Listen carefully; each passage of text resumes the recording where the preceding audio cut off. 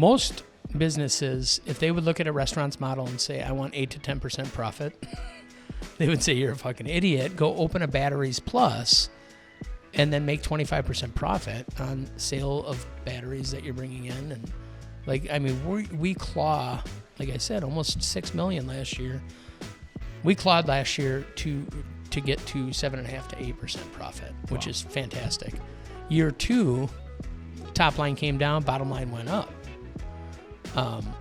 Which is a testament to the systems we have in place and trusting the systems and knowing that, hey, 30 days isn't a good window to look at how this is actually going to work. And we're implementing this new system, believing in the right people in the right places and the aces in the places and the right butts in the right seats and building this thing for the future and for what my goals are. And my goal is to someday be able to retire with my wife on a beach. Yeah. And if that may be my goal, how do I empower these people to help get me to there? And how do I give them, I want to give them everything so that they can get there too. Right. This episode is brought to you by Restaurant Systems Pro. With excitement, allow me to introduce to you today's guest, chef owner of Mr. Paul's Supper Club, Chef Tommy Begnaud. My man, Tommy, are you feeling unstoppable? I almost said untommy today. Unstoppable today. I am. Yeah, man. I mean, I have to be at this point. I am psyched to have you here, dude. I have a feeling this is going to be really good. We had your good friend, Chef Peter Campbell, call you out, and he had amazing things to say about you. So I know this is going to be good. No pressure. No pressure at all. No pressure. But let's get that motivational, inspirational ball rolling with a success quote or mantra. What do you got for us? God, where to start? I guess starting with my staff and what I tell them all the time and from day one, and it was in my business plan when I went to the bank, was, if people are going to spend their hard-earned money, let's make sure they have a good fucking time. Yeah. And, I know we talked off camera about experience, but, at the end of the day, a good friend of mine who I'll start the podcast with a call out to Tim Niver, but I'll also finish it with Tim Niver. My first restaurant gig out of culinary school was working at this amazing place called the Town Talk Diner, way down in East Lake Street. Kind of at that point in the mid 2000s, not the nicest neighborhood, and Niver built this what we called the Finer Diner, and he would talk about guests and guest experience, but his mantra at that point was everybody does great food, everybody does great drinks, and but what separates us is how do we deliver to our guests an experience that's different, and restaurant. Were you associated with his restaurants? I was the chef there for a while. Okay, so I saw it because I'm not terribly familiar with the Minneapolis community. So yeah. I'm assuming one of these restaurants is that the Town Talk Diner? Yeah. Okay, cool. So that was Tim's first. He had left Aquavie when that unfortunately closed. Great restaurant, nice. Marcus Samuel. I'm going to do some research today on Tim because I'm talking to him on Thursday, so I can't wait to pull back the latest. Tim, he opened this place with a vision of, how do we deliver, and he used to say to us in pre-shifts, how do we make love to every guest, and I think we all have a different idea of making love, and it's not fucking. It's in many forms. Exactly. But how do you make love to every guest? How do you make them feel a part of you and feel a part of this experience and this symbiotic relationship between restaurateur, dishwasher, bartender? How do you bring that all together? And it's that the interpersonal connection between everybody. So I always, that was 16, 17, 18 years ago, and I still think about that quote, like, man, everybody does good food. And as a chef, it's kind of like, well, do they? But they do. I can go to the diviest, and you'll find me at the diviest places in town, right. And have a great burger. I think the industry got pretty pretentious for a while too. Like 100%. Where it became about the food, and the food is important. Don't get me wrong. Absolutely. Not just because it's more than food. It's literally life. We're taking life and we're giving life in the moment of feeding people, right? So we got to treat that seriously. But at the same time, it's like, I don't know about you, but when I go out to eat, yeah, I want a good meal, but I'm really looking for a relationship. with that restaurant, the people behind it. You Yeah. know, like that's what brings me back. Yeah. Yeah. I can't wait to pull back the layers and making love to your guests. Yeah. But I feel like we're going to be able to come back to that as your story unfolds. So where does it make sense to go back? Take us to the beginning. Let's start. I mean, I'll go all the way back, and then we can, Over 20 years, right? we can edit a lot of this out. No, so. we're not going to edit it out, man. That's not my style. I grew up east side of St. Paul, working class, but lower income family. 4 brothers, so 5 boys. Okay. Poor Knocked down, kicked down. We fought every day. My mother was a saint, and my dad worked his butt off. Worked for the railroad 41 years. Was never late one day. Wow. Never missed a day of work. I mean, just incredible work ethic. And, rarely picked up every overtime shift possible. He was kind of gone, so it was, my mom raising us, and eating out or dining out was unheard of. Right. It might maybe a birthday to Denny's or, like a $2.99 ground round, but it was few and far between, unless we went to my grandfather, not Mr. Paul, my grandfather on the other side, Jimmy, owned a Irish bar called Jimmy's Poorhouse. Okay. And we could go to that restaurant whenever we'd go visit Grandma and Grandpa, and they're in St. Cloud, Minnesota, so a couple hours north of here. And it was like everything was carte blanche, and I was just amazed. Did you have restaurants on both sides of the family? On my mother's side, the Irish American side, Okay. the Lynches, restaurateurs. Okay. The Begnaud, Mr. Paul, who's the namesake of the restaurant, not in the restaurant biz, but also just a kind of this larger than life personality that he was just. I mean, he was this guy that everybody was drawn to him, and all he wanted to do was host and host and host and show this hospitality that I had never seen. But I remember going the Paul Bucos, and I was like, wait a second. I was like, that Paul? And No. you're like, no. He was friends though. yeah. I mean, he. So it started. That's where I kind of started. And I remember going to Jimmy's Poorhouse, this Irish bar that was like, to me, it was so cool. And it was kind of a seedy biker bar. It was a divey, there was some, they'd play pool leagues there and smoking cigs. And we used to, I remember him paying us a penny for every bottle we sorted. And it was clear glass and brown glass and green glass. But at the end of our, visiting Grandma and Grandpa, we'd get, whatever you wanted. I'd always get the chicken drummies and a bottle of Mountain Dew, and it was like the coolest. How do you do this? I always wanted to do it at that point, but I knew that wasn't, my folks wouldn't let me do that. It's weird. I think that's changing, but there was a period going back 20, 30 years ago where like this industry was a last resort. Yeah. Yeah. Oh, 100%. And I think that's changing. I think we have to make that change by making it, by giving people a reason to come work for us. Yes. Yeah. So was your family when your dad moved up here? Was he first generation Minnesotan? He my dad, Minnesotan. Minnesotan. Yeah. So my grandfather, Mr. Paul, the namesake, and kind of he was. I would say, and we can go further into that when we talk about mentors in this industry. But he was one that when I would see my grandfather. And what he would bring to those around him, I was always inspired. And, the Cajun culture of, the swamps and the bayous of Louisiana, there's 3 things. It's music, it's food, and it's religion. And the food and that culture and these, and down in Lafayette, these boucheries, and we'd butcher a hog, and everybody would take a piece of the hog and go home. And they'd all come back that night with fixins from whatever they got. Did you get the shoulder? Did you get the belly? And it was just like this. It was a constant celebration of kind of community and culture and family. And so every year we would go down there and I would see this and I'd be like, man, why? And God bless. I love Minnesota. I love Minneapolis.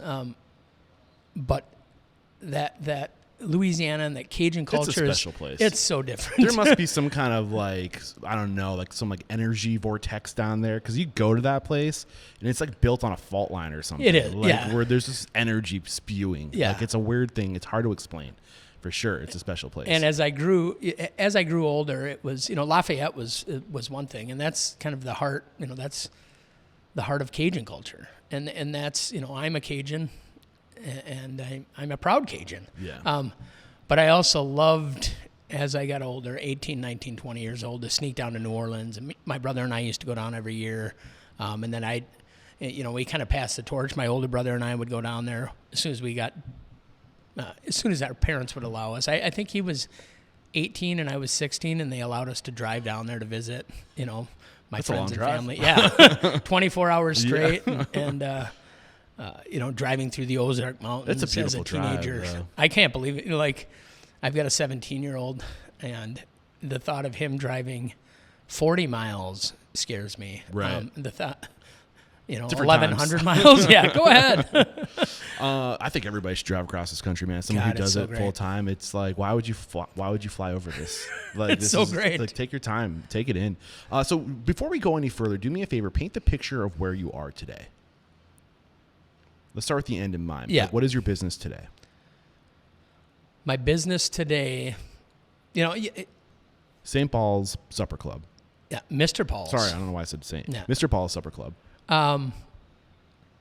Paul's Supper Club, I think is it's been something that's been in me for a lot of years. It's the style and design is the authenticity of what I wanted to bring. I didn't want to be the Rainforest Cafe.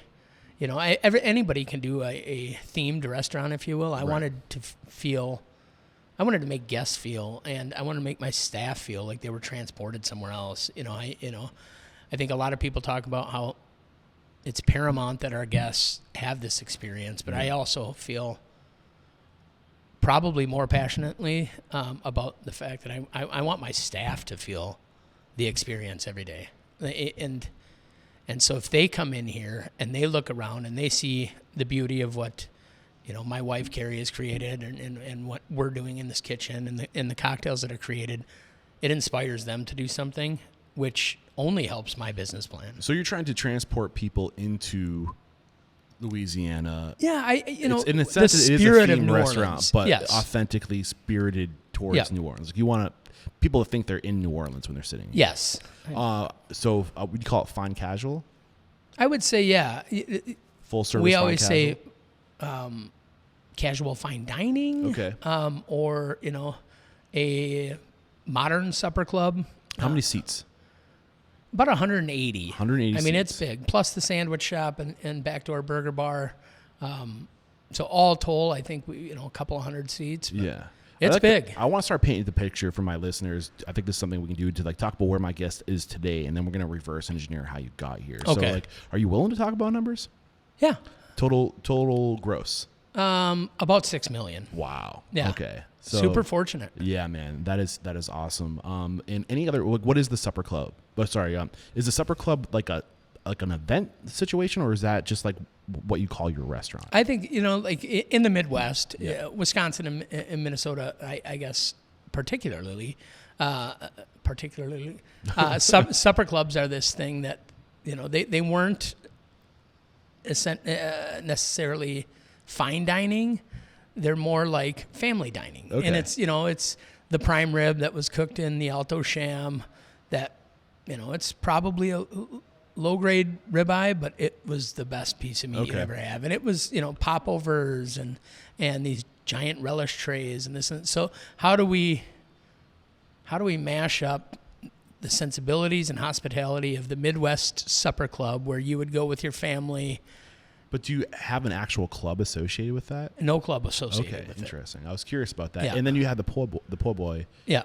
Mr. Paul's Po' Boys and Jams, which is kind of, and I'll walk you through here. I don't think we've made it that far back, but that was originally it was designed to be office space when I had designed the restaurant with an amazing architect here in town, Aaron Whitcamper. But at the 11th hour, I said, let's do something different back here because, God, and It's twofold. But you treat it like a separate brand, right? It is. Do you it's treat it like a different separate brand. business as far as like keeping cash flow separate and P&L separate? This one we treat as a separate revenue center for Mr. Paul's Supper Club. Got it. I am in the process of expansion, and we are opening the second Po' Boys and Jams. Okay. 3.5 weeks from now. Damn, dude. Okay, so we can stop there because trust me, we're gonna pull back the layers on all this. I just want to kind of give the listeners idea of where we're headed, and like what you got going on now. Now we're gonna reverse engineer how you got there. So where we left off, you're a young guy, passionate about food, passionate about these experiences in restaurants, passionate about your grandfather and the culture that he had and bringing that culture. And maybe you didn't know you wanted to bring it to the Midwest yet, but when did you start working in restaurants? Was it just a job? Like, my first job ever, I delivered papers as before you were legally allowed to work, delivering newspapers when I was 9-10 years old. But my first real job was in a restaurant. Okay, and how old were you? I think I was 13 at that time. And I was a dishwasher. My brother was a dishwasher there, my older brother Toby. But then he also was he got his big break to be an AM cook. Wow. And the chef's name was Tiny, but he was this 500-pound Norwegian with a thick accent, and then the lead cook's name was Bill Solar, and I'm I don't even know if Bill's still around. He was about 45 years old, and I remember that cigarette hanging from his lip while he did his hash browns, and he'd slowly falling into. He'd flirt with every server there, and it was, I was this, I guess, fairly green. 13 years old, a little to anything. But seeing this band of gypsies that was running this restaurant, and I'm like, how does this place survive? Honestly, man, that was the appeal to me, is the people behind this industry, because they're just real. Like you can say anything, you can think anything, and they're gonna love you at the end of the day as long as you carry your weight. Yeah. I even at that point I saw the vulnerability that goes along with this. It's a pirate ship full of people, but they're all, myself included, we've all got this soft underbelly that you don't. And maybe it's just because maybe I'm naive, but I don't think you see that in banking or you don't maybe in commercial real estate. That soft underbelly. Everybody's, you got to put on this face. But I was just drawn to it right then. So was it restaurants through your entire life hereafter? No, I struggled my way through high school and high school athletics and football and wrestling. And what was your struggle? I guess I wouldn't say a struggle. I did the same thing that everybody did, and where do I want to end up at the end of this? And I think growing up in the '80s and it was always this 2.2 kids living in the suburbs, working in Minnesota. What do you mean by 2.2? I don't know. I think that was the national average when I was growing up. That's what they always said. National average. You're married. You have 2.2 kids. And you have a minivan, because those were just checking the boxes. And everybody kind of followed that same formula. And it was, you go to college, you get a degree, you find your wife, and and so I think just the social pressures of doing that was, okay, now I'm going to go to college. Yeah.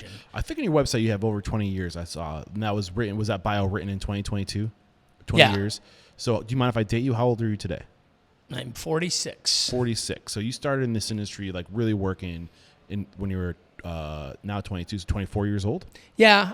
There was a couple of years, obviously as a teen, but then through college I bartended. Okay. And then bounced in and out from a couple of different universities, and then came back to Minnesota. I went to school down in Madison, Wisconsin. I moved out to Colorado, Lake Tahoe. Okay. This and that, and kind of. What was the plan? What was the goal? Well, back then I was 21 years old and living on a ski hill and smoking good herb was sounds paramount to everything at that point. So did you have a destination? Was there an end game for you? Were you working towards something? At that point it was, I think, when I moved back to Minnesota in 2001, it was, what am I going to do next? I've got to go back to college. So 2001. Yeah, to finish this degree, and then start chapter 2 of my life. Checking boxes. Yeah, and I got back here with preparation in my mind that I'm going to finish my college education. I'm going to find a job and do all of this. And I ended up, by happenstance, working for a family business for the better part of 5.5 years, doing golf course construction. And I traveled all over, and it was an amazing time. And I learned a ton. And I think I grew in that business.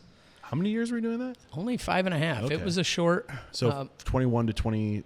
2000. Yeah, one to the end of 2006, Okay. I think, is when we sold the business. But What kind of stuff did you learn that served you today? just management of people, I think. I was the youngest project superintendent and probably didn't deserve the position, but it was also my family. That helps. And nepotism plays a part in, I think, human nature, every man. business. We want to see the best for our own. Yeah. But having that and having the skill set of managing, machine operators that have been working in a bulldozer for 30 years and trying to, get them on my side, but also tell them exactly what I thought they should do, and then listening to them. And How'd you get them on your side? I still challenge. I struggle with that still today. Is how do I rally the troops, but also be a commander at the same time? It's probably a hard balance. Managing people is more difficult than anything, I think, in any business, but especially in this business. And construction, I think, was one of those things where they all look at me as this young dumb kid, but I was good at my job, and I managed projects that nobody else on that. We had a company of about 140 people, and I think I deserved the position. Maybe I got it prematurely, but I you earned it. I knew I did a good job once I got the position. Right. You were given the position, but once you had it, you earned the right to stay there. Yeah.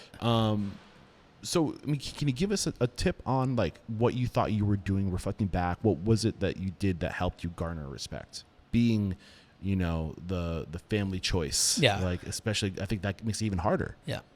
It's working my ass off. I mean, no two ways around it. I worked harder than I think anybody there. I don't think you can ask more from people than you're willing to do yourself. Yeah.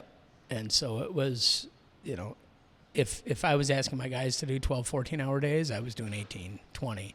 It was tireless and it was exhausting. And, I probably neglected my own personal sanity and health and those of my loved ones. So if you're good at what you did and you had this, it seemed like you didn't hate it from what I understand. No, it was great. I'm glad I'm on to the next. Yeah. Well, why'd you leave? I'm curious. Unfortunately, my uncle at the time, who was the CEO of the business, my mom ran the finance of the business, had a slip fall accident at a golf course. Oh. Walking down the steps and broke his neck. Oof. And he was the one that was running the business. And so we crumbled thereafter. We sold the business, and I started with the challenge of trying to help the purchasers of the business make it into something. But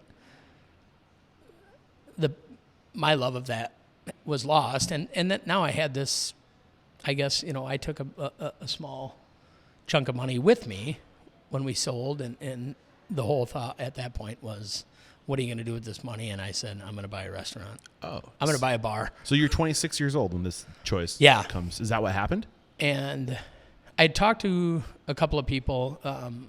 My aunt and uncle owned bar restaurants up in St. Cloud. Yeah, you had the family connection. And so I talked to one of my aunts up there, and I said, hey, I want to do something in this, the bar restaurant biz, and why would you want to do that? Yeah. I love hanging out in bars. Let me talk you out of it. Yeah. I love hanging out in bars. And she said, well, go figure out what you want to do. Go back to school. Go to culinary school, or go to hospitality management school. Figure out if this is really for you, before you sign your life away. Exactly. Yeah. And spend this little nest egg of money I had, which wasn't much. I thought I could do it all. Was it enough to open a bar? No. I mean, $20,000 or something. I thought It's enough to give you a little bit of a runway. Yeah, exactly. I could sign a lease for that. Yeah, not pay yourself the first 6 months. But yeah, she encouraged me to go back to culinary school, and my mom was like, "You're nuts," but if you do these steps, there's a potential that and my folks didn't have any money, but my mom always vowed that she would invest in me, and probably to the tune of a couple of $1,000s. But that's all I needed was my aunt and my mom saying, "Go do this if this is what you're passionate about." And I had done a lot of thinking about, am I going to go back to school for psychology? Am I going to do this? And there's a lot of people that love psychology in this industry. Yeah. There's definitely a core. I'm one of those people. Yeah. Like I absolutely. But we are in the industry of people and understanding people and serving people and its relationships and knowing how those relationships work is a huge benefit. So so you didn't go that path of psychology? I didn't. In a way, I think you still did. Go back to culinary school. We're all counselors in this industry. We are. So real quick before you kind of get into any detail, just kind of zoom up to 30,000 feet. We're in the airplane. We're cruising across your life. Yeah. Just look down and tell me the stops you made along the way. Like what's beneath you on this journey to where you are today? Because did you take their advice and go to school? I did go to culinary school. I pursued then after that a degree in hospitality management, which where'd you go?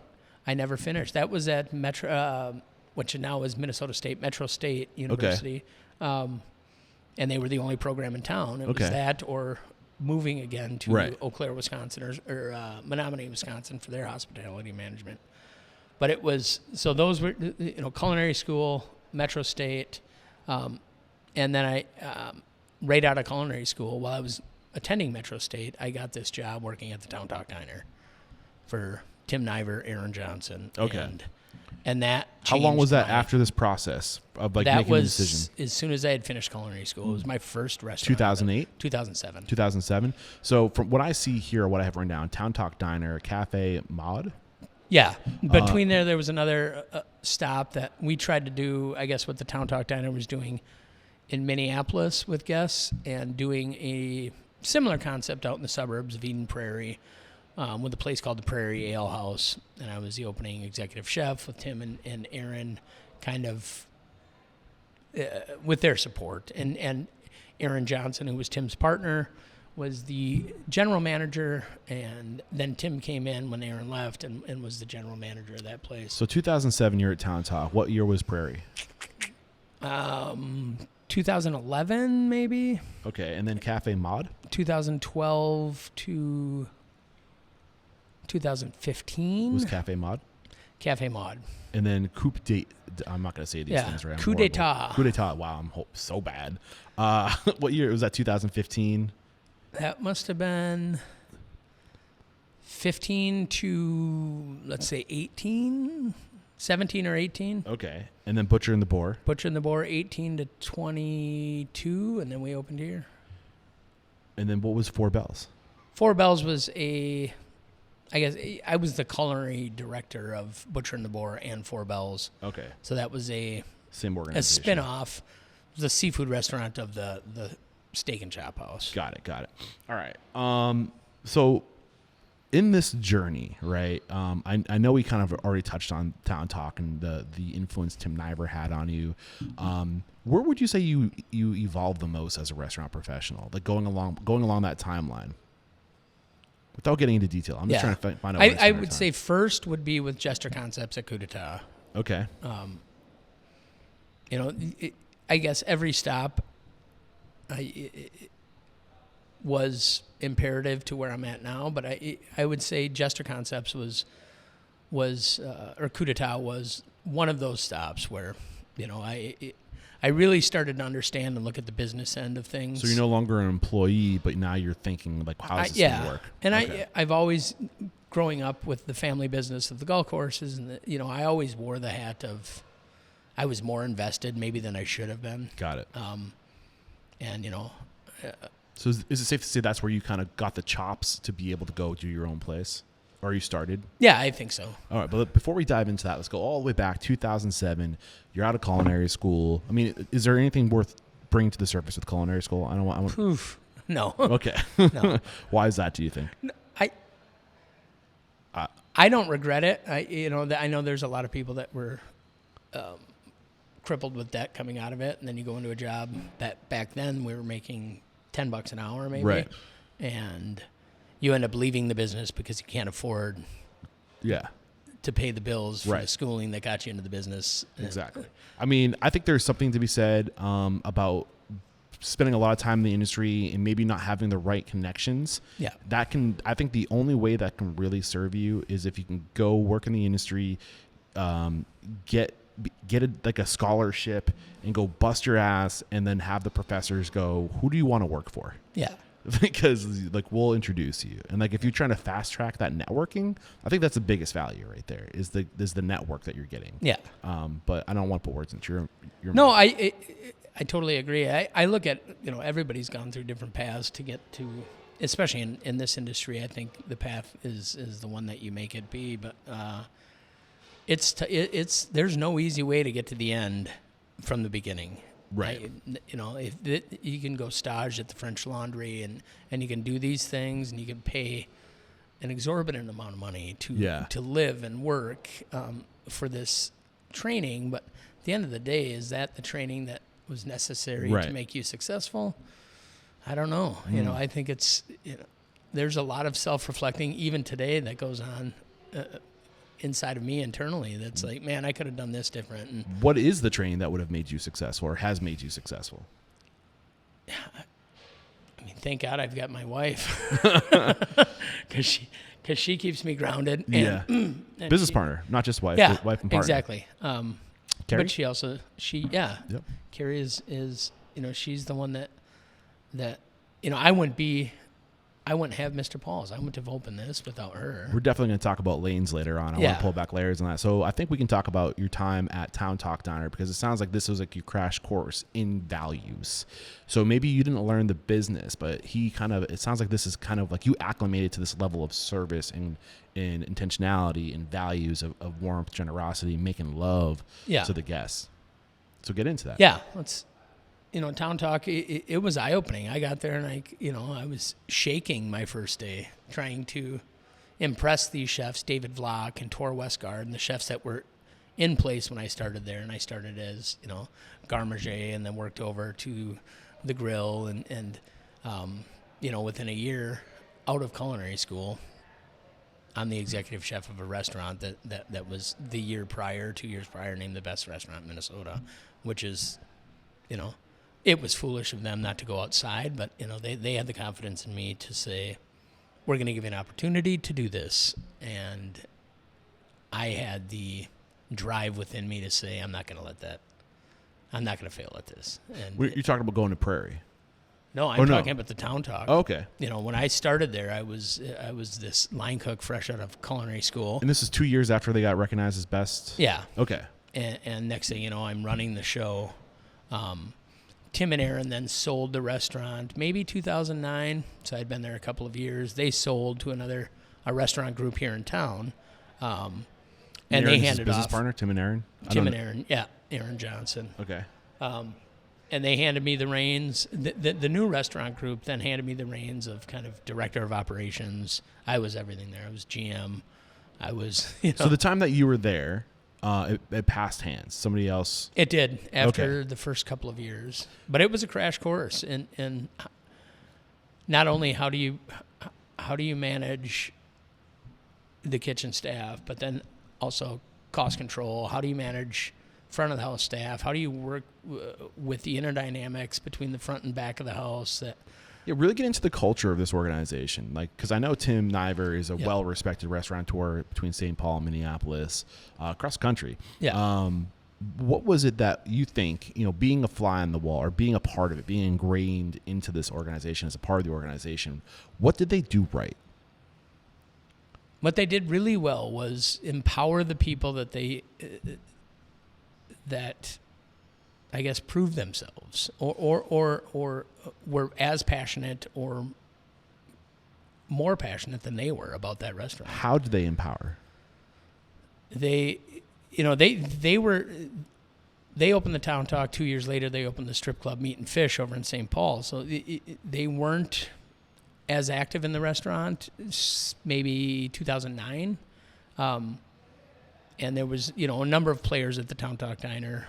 Nick Osovich, who's one of my business partners here, Kim Tong, Adam Johnson, these who have now gone on to these great careers in the Minneapolis, St. Paul restaurant scene. But they empowered all of us to own a little piece of that restaurant in our heads, if you will. And this is your department. And Kim and Adam, you guys work on service.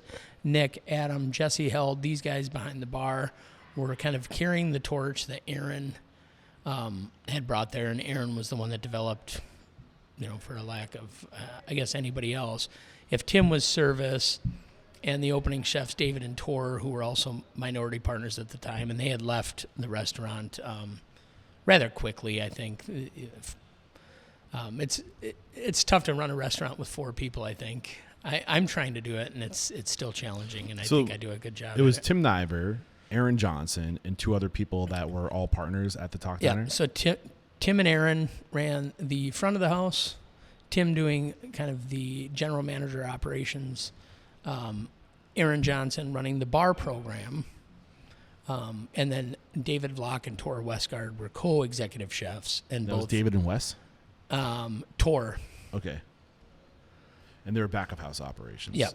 Co-chefs? Co-chefs. And they were culinary school. They were best friends. They both went to the CIA together. David went to the French Laundry. Tor bounced around New York City, and then they came back here, and they both they had this vision. So what I want to dive into is this idea of empowering, passing the torch. So from what I hear, it sounds like they kind of gave you autonomy within your verticals. They did. And why is that important, having autonomy? I mean, you're only as good as your weakest link, if you will. You're only as strong as so giving everybody a little piece of at least back then, it was so important to us. And I think they did it right in the sense that they wouldn't feel comfortable leaving us behind to go on to this new endeavor, the Strip Club Meat and Fish, without having the comfort of knowing that we all are fully invested in this restaurant and we want nothing more. And so we bought into the culture of the Town Talk Diner, like a staff that I haven't seen in any restaurant up until what I'm trying to build here. What was so unique about that restaurant that made you buy in? Yeah, it's something. It's tough to, Was it a pride? It was the I love you, I trust you. It was the daily affirmations from everybody. What do you mean by that? Like, who was saying I love you? I mean, trust Tim you? Niver will say that, and if you see him on Thursday, he is his hugs are. I hope I see him on Thursday. He better not stand me up. I'm looking forward to it. It's. I'm gonna tell him I heard he gives good hugs. So this maybe big hug and this, and he is so intentional and direct when he speaks to you that, I remember Tim scolding me, but then 20 seconds later being like, hey man, we are going to have a great night. And that separation between, hey, you can't tell me 3 minutes after we're 86 on the banana split that we're 86 because now I've got 2 sold at the bar, damn it. And then also saying, but you're doing a great job. Yeah. And having that and me looking at him being like, don't be an asshole to me, but then looking on the other side saying, you're right. Yeah. It's like I'm not correcting you, I'm correcting the process. The process. And how do we all get better together? Well, and so Tim and Aaron both, I think, gave us all just enough that we could chew, and then incrementally gave us more and more and more. Do you remember sorry, keep going, I cut you short. Until we had, the machine was running and it was, I think they each did 2 shifts a week, and maybe it was Aaron on say Thursday and Saturday and Tim on Wednesday and Friday or something, and they would tap everything back on the rails or whatever it may be, but they kind of, let the inmates run the asylum. Well, it's what I'm hearing is this power of delegation, yeah. Power of empowerment, power of culture, power of giving your team the autonomy and the freedom within their vertical to own it. right? And to also live do you remember the core values? That was the question I was going to ask you. And we're going back almost, what was this, 15 years ago? So I wouldn't expect you to remember, but can you distill what the values were? Did they, it sounds like they, I mean, this is restaurants mid 2000s, so it was commonplace. The guest is always right. Yeah. We do everything to make the guest happy. And, which to an extent, some of that's still there, I think the culture has changed in restaurants. I think the guest is always right ourselves into a corner. Yeah. Yeah. Where we have to start telling the guests, we love you, but you need to pay another $20 per meal because we can't do this anymore, or whatever it is, but don't disrespect my staff. But all those different things. Yeah. But what I'm hearing, and something I want to start echoing, is this idea of, I think people think culture is what you say you are, but the reality is culture is omnipresent, what's happening in real time at this moment. And it's not enough to say you're something, but you got to live those things that you say you are, i.e., I love you, i.e., I trust you, i.e., I'm giving you the freedom to own this yourself. Yeah. And that's the stuff that I pulled from what you were sharing. What about the empowerment part? Did they empower you to do these things? Or were they just saying you own this, or were they giving you training and resources and making sure that you could be successful? Yeah. And this, that was their first foray into restaurant ownership. So we didn't necessarily have all the tools maybe at the time. We're going back. Yeah. I think the industry's come a long way in the past 15 years. we scratched together what we could, but the empowerment was more the trusting this band of gypsies to run their life's investment at that point. Yeah. I think we're going to take a quick break to thank our sponsors. We'll be right back to pick up where we left off.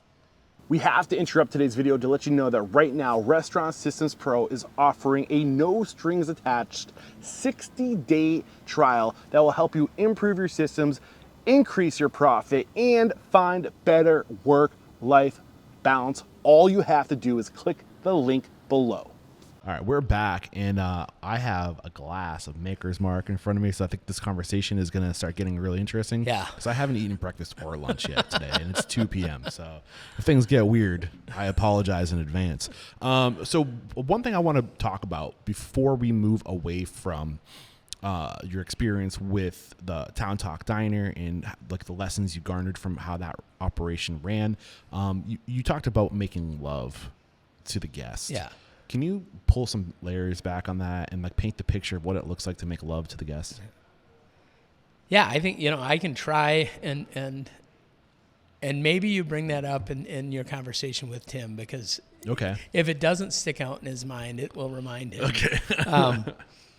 I think what he meant was, we need the guest to have as much input on this experience we're having, and we need them. Tim talked, and this is later in life, maybe 5-8 years later. I ran into him, and he had told me about an experience he had at a restaurant, and he shared this with an entire staff of mine at that time about an experience he had with his wife on their anniversary. And I'll circle back to the making love, but. And Tim said that the service was so impeccable that the server knew exactly what time to reapproach the table and exactly what they needed. And it wasn't intrusive because he wanted that night with his wife. But he also, what garners great service is that those attention to details and somebody being there without you looking around or even lifting your head from conversation, but coming up at the exact right moment. And that person was Kim Tong, who was, I think she would say that Tim was one of her mentors.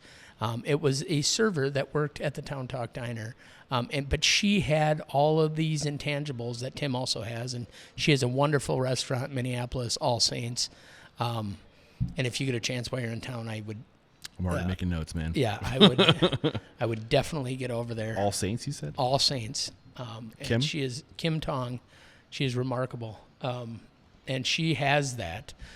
But knowing what your lover wants is just important to get to the end as knowing what you need, and I think that's where Tim was going with that. It's a win-win situation. It is. We're both getting we're in this something together. out of this lovemaking situation. No, absolutely. I think we can move on from there, but thank you for going deeper into that. So your next stop on this journey, you said, is Prairie. So you said you kind of had the blessing from Tim. It almost sounds like he helped you. Yeah. So Tim had an investor at a restaurant that the next restaurant he did, the strip club Meat and Fish, which was an awesome. 2009. He had an investor there that was kind of a silent partner, if you will, but helped them get that place open. I don't know what the financial investment was, but let's call it $50,000. He was kind of a big player in that restaurant, and he chose to open or I guess he wanted to, and we'll just call the guy John. Okay. John wanted to open a restaurant with him and his 10 golf. John was the big player. Yeah. Okay. Him and his golf buddies wanted to open their own restaurant, kind of a clubhouse for It would be fun. The wealthy out in the suburbs, where then they wouldn't have to come in, and so it was built with they've all got their own Scotch lockers, and it's essentially the financiers or the investors and the partnership group. There was 10 guys that knew nothing about restaurants. They were bankers, lawyers, doctors, but they all wanted a restaurant so that way they could big dick around with a restaurant. And obviously we know how that goes. Well, this is where the podcast gets weird, and I warn all my guests. Like, I'm gonna ask you questions that might be weird, but like I think it's important that we talk about this stuff, because you said that we all know how that goes. Yeah. So like, what are the red flags in this scenario that you, and with experience and hindsight, can say, if you see these things, think twice? Yeah. I think if in any business, but if somebody isn't passionate about the project, that's a red flag. And I don't believe the gentlemen that were investing in this restaurant out there were as passionate as us that were running it. Sounds like they were more passionate about their ego. They loved themselves, and they loved to have somewhere where they could bring their friends. And I think in the first 6 months we had over $40,000 in comp tabs. I mean, the recipe wasn't there for success. It was, how do we all hang out and bring people in and walk them through the kitchen and introduce them to the chef and introduce them to this and that. Well, at least they knew the element of experience. Yes. Yeah. And then buy everybody everything. And then at the end of the day, then stress the management team. Why aren't we making money? What's going on, man? I invested $50,000. I invested $100,000. Well, we know that the margins in this business are tight, really tight, and it's tough to get there, and it's a lot of work, but if you're complacent and if you're not compassionate or passionate, you're not. It's gonna be tough, and it could be, no pun intended, a flash in the pan, and that's what that place was. How long did it stay open? I want to say 18 months. 18 months. And we had a lot of really, really good, talented people that are now all running their own restaurants in this town, trying to make the thing work. It just, you can't hit a home run every time. And yeah, I feel like you need, there's a certain level, the culture, again, back to culture. Culture isn't what you say you are, or what you tell your guests you're trying to be. It's what is happening behind the doors every day. Yeah. It's the language you're using. It's the routines and the rituals, and routines and rituals are the hard things that you do every day, like inventory, like P&L, like costs, and like really like drilling down on labor, and like that's all culture. It doesn't Absolutely. It's systems and processes, but those are things that you are doing. Wrapping Christmas presents is culture. It's a process. You got to do it, right? Yeah. Like you're still doing a thing, right? Yeah. And I think that's how we have to look at these things, right? Yeah, if we don't, then the alternative is you better find something else to do that you're better at. So how did you feel during this time? That it coming from the Town Talk Diner, where I think we were also invested, and it was the days of 14, 16, 18-hour days. And then we'd finish up, and then we would drink for another 2, 3, 4 hours, and then come right back the next morning for brunch. But that connection with those that I was working with, Kim and Tim and Aaron and Nick and Adam, and that was lost at the Prairie House. Even though many of them were involved in that and we were all still there, it was, now we felt, or I felt especially, that I was just working for the man. Right. And Mommy and Daddy weren't really there anymore. Not to call Tim and Aaron Mommy and Daddy, but they were, in a sense, the constant pressure, the constant gentle pressure of saying, this is how we do it. Yeah. And having any personal investment in it after, say, the first 8-10 months was tough to find. Yeah. And I would still go through it, and I've never been one to back down from a challenge, and I would still be there. How much do you learn about yourself with that experience? Whew. I've learned a ton, probably more of what not to do. Biggest lessons of what not to do. Don't forget about yourself and your needs, mental, physical, emotional. That place was draining for a while. What was the lowest point for you? There, I think it was, the impending doom of closure was, and also thinking that I could still do it. What were the emotions you were feeling? And I could still do it on my own, and that those that weren't as invested still as me had given up, and they were weak, and they were, you're giving up. Not only are you giving up on this John and his drinking buddies, but you're leaving me behind, and so there was definitely those times where I'm like, I can do this on my own. Fuck all of you. I got this. I'll put the whole damn team on my back, and I'll carry us through this. And how'd that go? Well, but I learned a ton. Yeah, for sure. And I'm putting you on the spot. I appreciate you getting vulnerable. So I think we can move to the next. So Cafe Maud. Yeah, Maud. That's right across the street from Pete's Restaurant. And actually, Pete's Restaurant used to be our private dining room, where Red Wagon Pizza is. Used to be called the Armitage Room, and that was we had a private dining area across the street from the restaurant. Which the Red Wagon. You said Red Wagon. Oh, really? I didn't know that. So that used to be part of Is Cafe that right Maud. Down the street? Yeah. Oh, I didn't realize we're that close. Yeah, Cafe Maud was great. I learned a ton. I started there kind of after this bitter end with Prairie House, and what am I going to do? And I still had this dream of, I'm going to open my own thing. Yeah. So the dream is it's still there. It was so big going to culinary school, coming out of culinary school, and then when I started the Town Talk, I had this epiphany that was like, you don't know shit. And also, maybe take a few years, learn the craft. Like at that That's point, great advice. it was.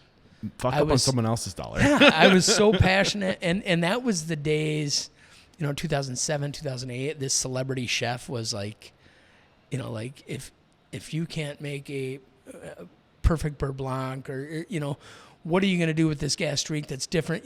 So I dove in. Molecular gastronomy was like, it was kind of like I just want to be the best chef. I don't even care about, I want a James Beard Award, or I want to work in, so I'd kind of left behind I want to open a dive bar and cook great smash burgers. It's funny how you evolve as you let yourself have impressions be on you, Yeah.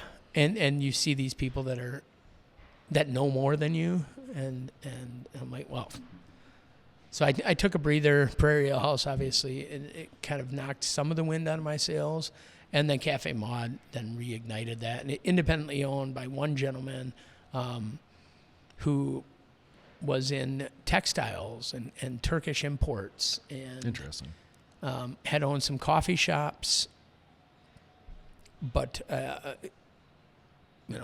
What was sorry? If he's listening, didn't know shit about restaurants, but also like 90% of other restaurant owners loved engaging with people, and he always had that big goblet of red wine, and he'd walk around that dining room and hugs and kisses and this and that. But the back end, the operations of a restaurant, or putting systems into place, or even taking a look at the bottom line wasn't, that place was his ATM, and he would pull money out as needed, but also didn't have a passion other than how do I host a party every night. But you said this is where your spark came back. It did come back because I said, man, or your ignition is what you said. If this guy isn't, and Cafe Maud was around for a long time, almost 10 years. If this guy can do it, man, right, I can do this. Okay, so it was the light at the end of the tunnel that you saw that. Yeah. Like, if he's doing it, I know I have the ability. I could do this. Okay. I could do this. So you were there in 2012. This is still 10 years before you open your own place. Yeah. So 2012 to 2003, your spark is back. Yeah. You're getting lessons on what not to do. I'm a couple of years. I opened a second location with Cafe Maud down in Loring Park.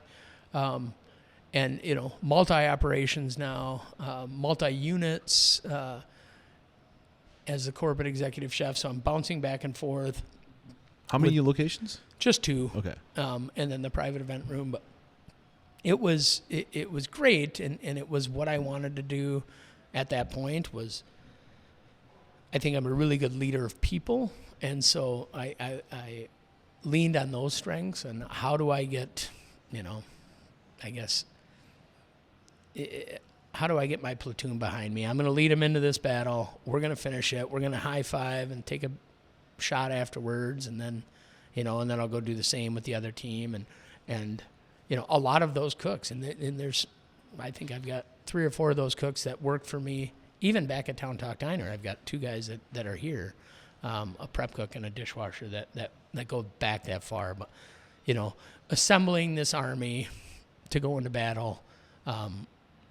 I think at Cafe Maud, I really started seeing that and putting together my team that I wanted to, and the vision at that point was, can I do it in 5 years? Can I do it in 7 years? The vision to get to open your own place in 5 years or 7 years.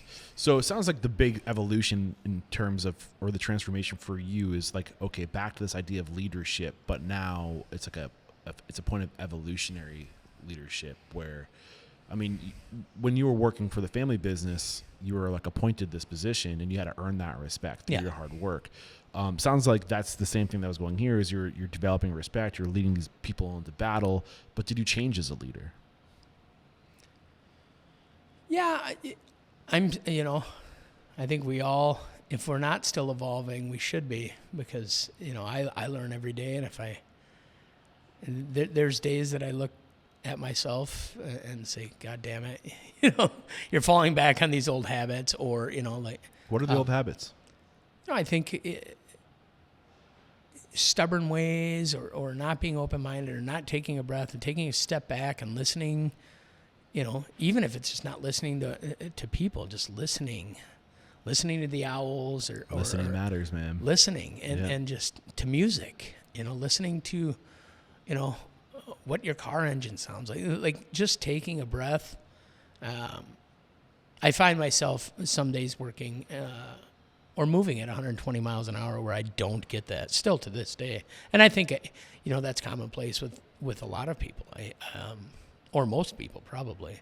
If it's in your parenting skills, if it's in, your schoolwork, if it's in, your financial report that you're turning in to the bank officer. We all kind of, we gotta take time for ourselves. Well, sometimes this industry is so demanding. You're just so heads down, doing the work.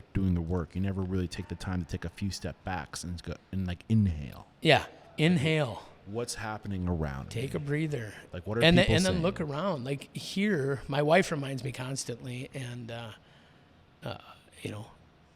enjoy the little bit. Like those little successes, that all the candles are lit and you didn't have to tell anybody, you didn't have to remind anybody that the toilet paper needs, like all those little things that are imperative to the service and to the experience we want to offer, are all getting done. And it's through a lot of coaching, and it's through a lot of hard work, and it's never, at the end of the day, does the candle matter? Probably not, but man, it's so nice. Yeah, but we came in for our 2-year anniversary, my wife and I and the kids, and we had some other friends and a lot of the regulars were here, and that was just Sunday night. And I had a big brass band, and it was more of a party. And I God, I went crazy on the comp tab, you know, about $3,000 in comps that night. And I looked at it the next day. I'm like, oh, God. Whoops. Send them around. Send them around.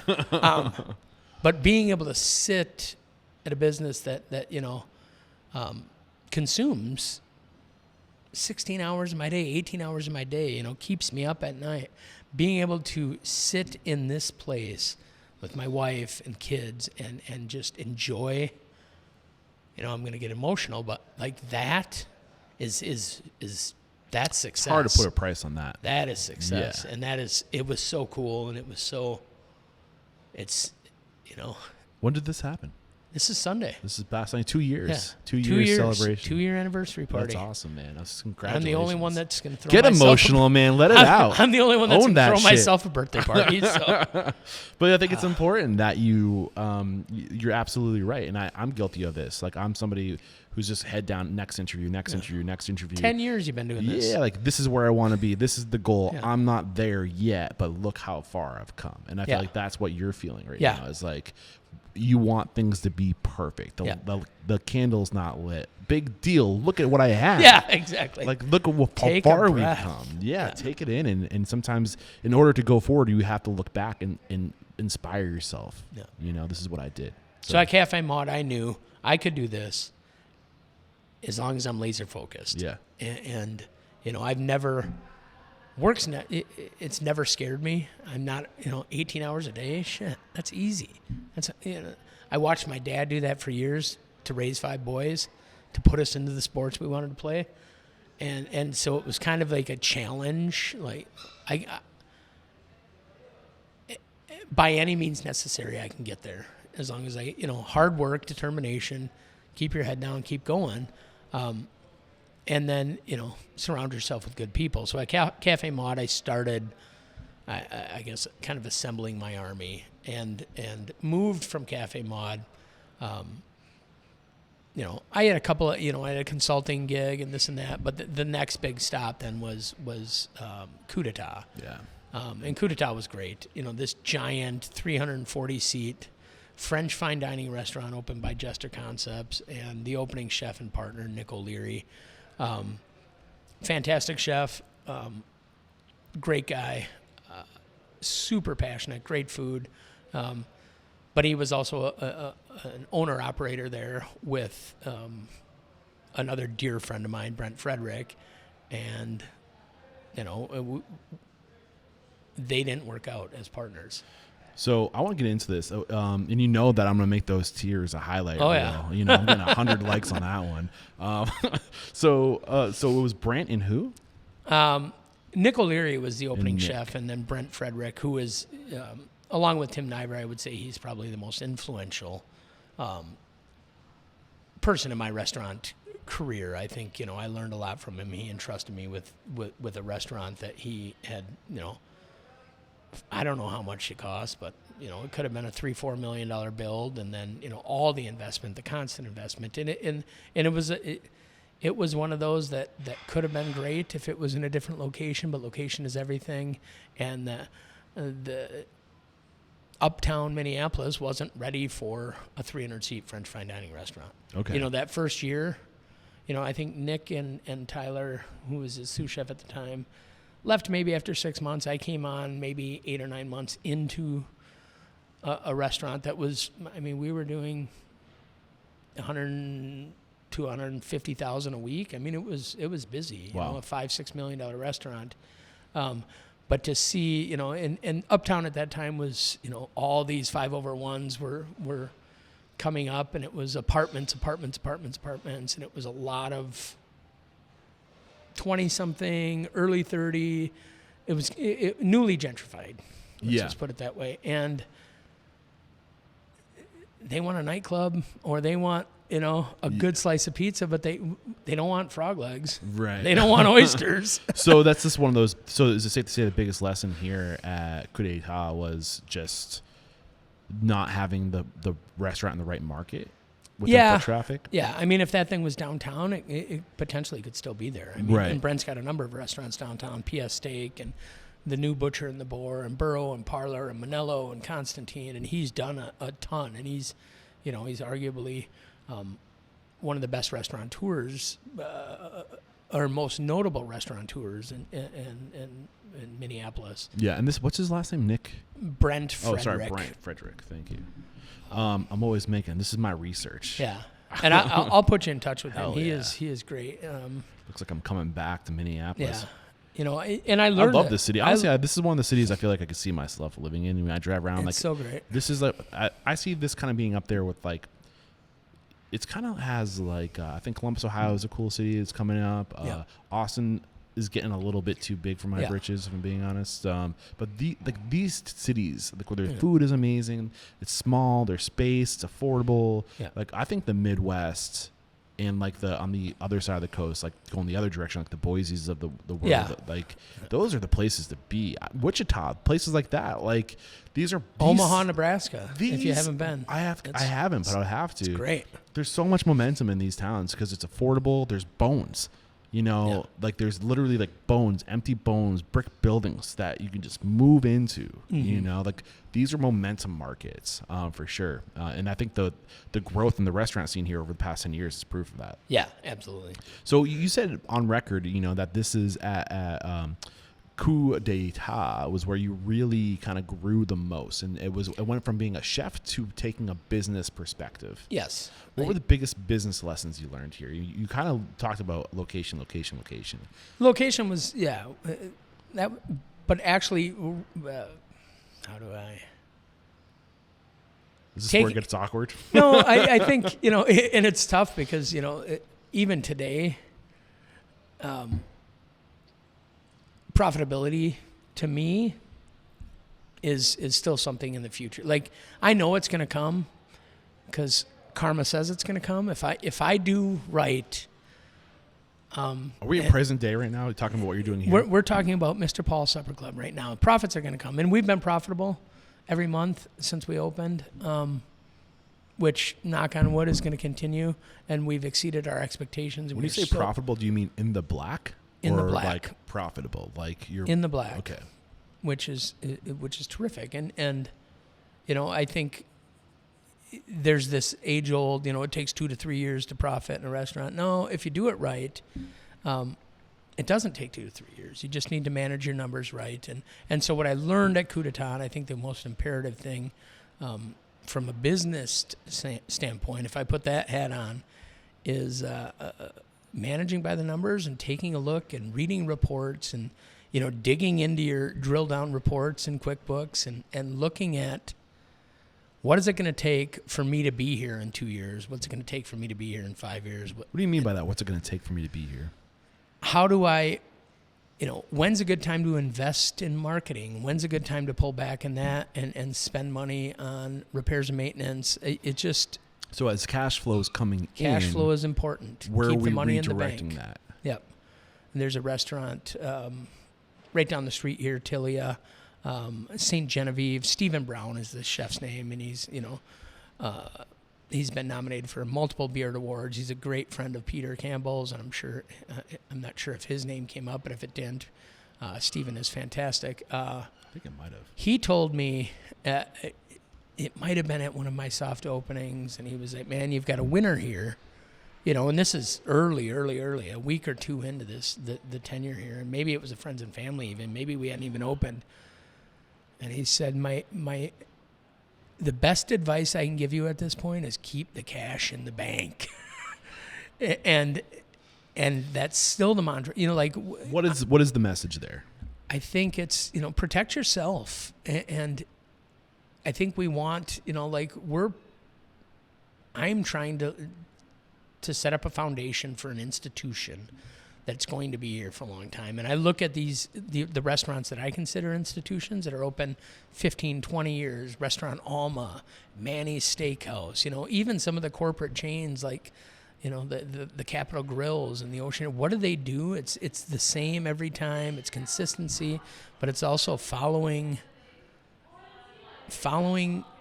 all of that, like following the roadmap to success. And that's, managing things by the numbers and saying, hey guys, our goal, our target goal here is 60% on prime costs.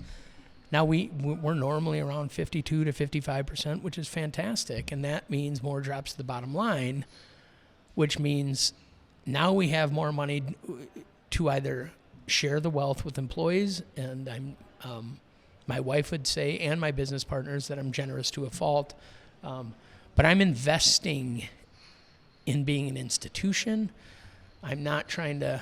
You're not thinking, like, how can I put money in my pockets Hell now? no. How can I play the long game? Because I can't do this alone. No. I think now's a great time to take a break, thank our sponsors, and we'll be back to talk about the continued evolution of what you got going on here in Minneapolis. We have to interrupt today's video to let you know that right now Restaurant Systems Pro is offering a no strings attached 60-day trial that will help you improve your systems, increase your profit, and find better work-life balance. All you have to do is click the link below. We're back, and man, I'm getting excited because without prompting you, you just started sharing percentages, prime costs, keep money in the bank. During the break, I asked if you were cool with sharing profit margins and stuff like that. And I think we're about to get a great lesson here. Yeah. And this is more of the kind of conversations I want to have, but I never expect people to talk about this stuff. You know, it's personal. Yeah. You know, like, you don't need to like show the world how much money you're bringing home. I get that. But I think that in order for us to strive and to get a better idea of the reality of where the industry is and what is possible, you know, I think it's good that we start talking about this stuff. So we popped off by saying, keep the money in the bank. When I heard you say that, in my mind, when did this gentleman, who was the gentleman that said this to you? Stephen Brown, Chef Stephen Brown. He said, keep the money in the bank. Was that advice stay liquid? Like, was this opening day? I think it was either opening day or maybe even at one of the soft openings or media days or shortly thereafter. It was in the first couple of weeks of opening. Right. What do you think the message was, you know, like, you're opening, cash is coming right now, like, keep money in the bank, you're going to need a runway after the you know, the splash in the pan simmers down a little bit? Is that the message? I think it was, you know, make sure you're protected.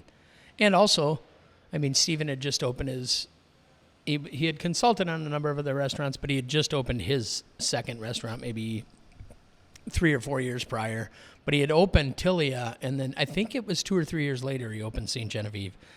And, you know, opportunities present themselves when developers or when people see success, they want to attach themselves to it. And we were fortunate in our first... You know, even last week, we did 1,600 guests through this restaurant last week, and that doesn't include the sandwich shop, the po' boy shop, or the 3 nights we had buyouts back here. I mean, to walk 2,000 people through this restaurant a week with the wedding buyout we had and the corporate event for Medtronic and this and that, it's an insane amount that when I wrote my business plan, which, you know, hindsight, I think I've learned a lot since I wrote that. What did you learn? Man, I did, you know, like, I taught myself how to run a business plan, and it was about 60 pages long, and putting together a pro forma based on a pro forma that was furnished to me, and then trying to do projections, and this is where my cash flow balance is. And when you say a pro forma that was furnished to you, meaning the projections, what you thought, like, tailoring that pro forma. A friend of mine that owns restaurants had shared with me the template that they had used. Don't be afraid to go to your friends. Yeah. They're more willing to help than you realize. Oh my God. Yeah. And imperative to our success, but also for any expansion I'm planning on doing and things that are in the works. And, you know, I call Brent all the time, and we sit down and have coffee or a beer, and I talk to Peter all the time about, you know, I've got another concept over here that I'm working on that'll open next spring. But it's all these, hey man, what do you think of this? Hey, that sounds like an immersion blender. Correct me if I'm wrong. You have? Yeah. Oh yeah. We are in a restaurant. Yeah. So I think, you know, just going to these people, and I think you mentioned a big word there, you know, your pro forma. And I think that's where people get in trouble in opening a restaurant, is they just severely underestimate what it's going to cost. You do. What were the things? Did you underestimate? Yeah, I think we were coming out of COVID when I got this opportunity, and I think it was. The immersion blender is bothering you, isn't it? No, now it sounds like a clown's horn back there or something from this side. It doesn't bother me for what it's worth. All right. I just call out the funny things because I'm in a restaurant, man, and I've accepted my fate. Like that's why I travel around with these $200 microphones, because if you stay up on this thing, that's what the guests will hear. That's all they hear. Yeah. Want me to help you with the Remind train me, of thought? Pro forma, did you come up short? Well, everywhere. Right. I think when you put numbers on paper, you forget about all the little things and the intangibles, and the SBA, as great a system as the SBA is, SBA loans, and duping a bank into giving me a couple of $1 million to open this place was my biggest success to this day. Why do you think they gave it to you? I think Was it a dupe or a good investment? I think it was a great investment. Yeah. But at the time, I said, man, these guys. We pulled that off. And it was a tough time to find money, especially for the restaurant biz. We were kind of, we were still Right in after the shutdown pandemic. mode. Yeah. 2022 or December 2021 is when you opened. You just eclipsed your 2-year. Yeah. anniversary. But we were in shutdown here in Minnesota, I think probably longer than anywhere in the nation.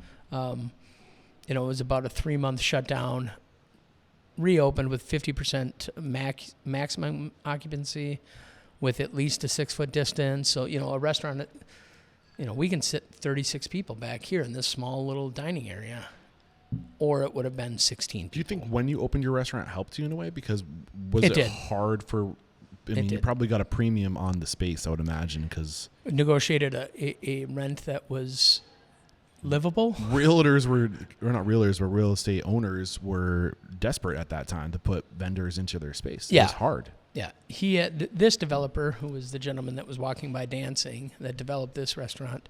Fantastic man. And, he kind of gave me a leg up. I was looking at little, essentially like, who didn't make it, because I started this project in September of 2020.